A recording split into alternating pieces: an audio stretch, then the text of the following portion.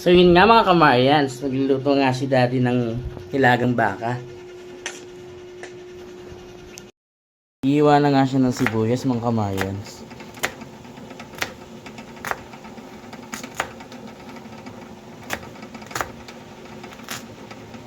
Iiwa na rin siya ng mais.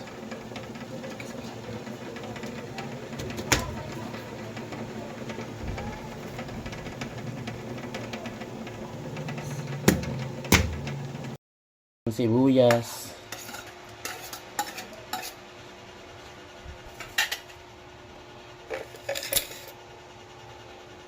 Tsaka mais.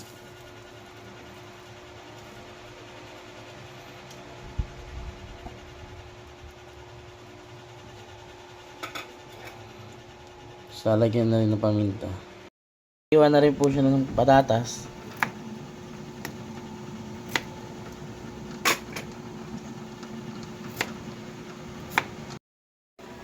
Hindi pa nga siya naluluto mga kamayans, pero ang sarap na niya. Ilalagay na nga ni daddy yung patatas.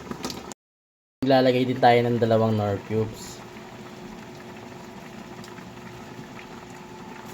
Nilagay na nga niya rin mga kamayans yung Chinese pechay.